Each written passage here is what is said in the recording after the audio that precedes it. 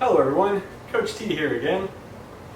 Today we're going to go over a little game where we're going to do some underhand and overhand tossing for target practice using various different objects and different targets. So I have a laundry basket here, I've got a bucket, and I've got a small little cylinder of cardboard. It used to be for a hose. Garden hose.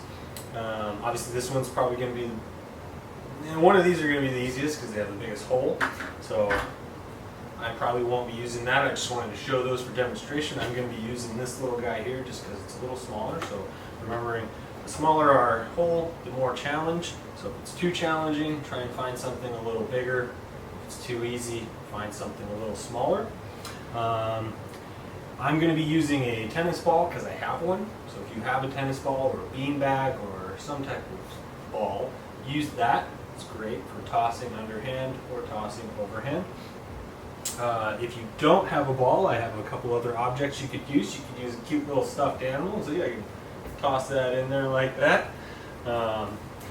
If we don't want to use a stuffed animal, we can take some socks. I've got some old soccer socks. And what I'm going to do is I'm just going to kind of ball one of them up. I'm going to shove it into the other one right there. I don't need to shove it all the way down because then what I'm going to do is I'm going to wrap that sock around. And once I get it wrapped around, then I'm going to tuck the excess in under itself, and voila, we've got a little sock ball. So again, if you have a tennis ball, you can use a tennis ball, teddy bear, dog, fox, whatever, or a sock ball. And so what I'm going to do is I'm actually going to put this stuff up against the wall, and I'll just demonstrate with the big laundry basket first.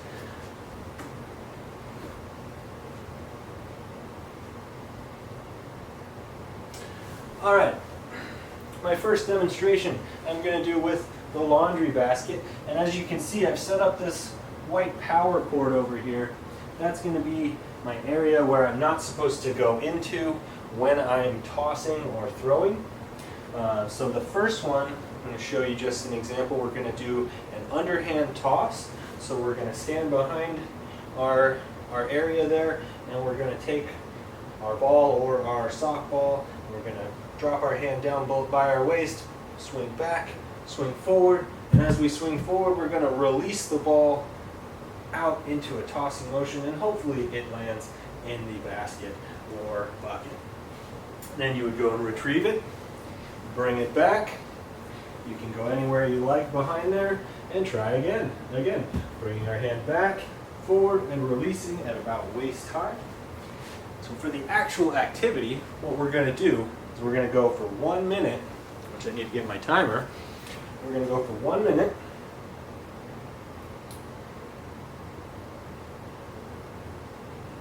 And what we're going to do is we're going to see how many times we can get it into the bucket in 1 minute. And so I'm going to remove that. And we're going to use the smaller target here.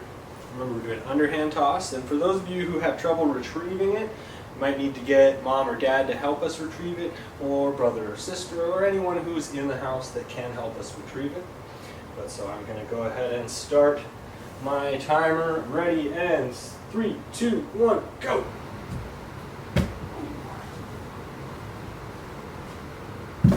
There's one. There's two.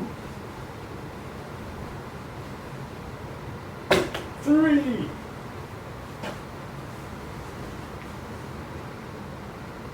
Oh, and a miss. 4. Part of why I have it against the wall, I used the backboard. The wall is a backboard there. 5. Okay, let's go see it again. And 6. Excellent.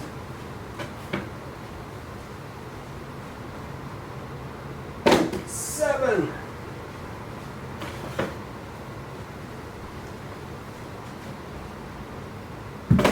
8. Oh, and I knocked it down, and it looks like my minute is now up. So 8 times in 1 minute. Let's see if any of you can beat me. Get a little higher score. And so, as I mentioned, we have this little thing here that I'm not supposed to go in front of when I'm tossing the ball. Now if it's too far away, bring it a little closer. If it's too close, push it back a little further. Mine actually probably should go back just a little bit farther, but it's hard to film all of that in my small apartment. Next one we're doing is we're doing our overhand toss. So I'll do another demonstration with our big one here, just so you can see it a little clearer. We're going to take the ball, we're going to actually start with it up by our ear, kind of at our head. We're going to twist our bodies a little bit, and we're going to go forward and release at about shoulder height. And so for this one, I would have to be a little farther back even. And there we go, there's perfect. Now let's try it with our little one. We're going to try for another minute and see how this goes. Let me reset my timer. Let me count down. 3, 2, 1, and begin. There's 1. And 2.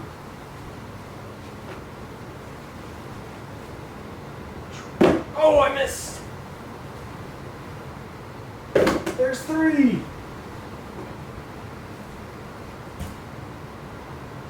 There's 4. 30 seconds. 5. I think I need to back it up a little bit. 6, and he knocks it over. 7. 15 seconds left. See if I can beat my last score. Had 8 on the last one. Oh no, a miss.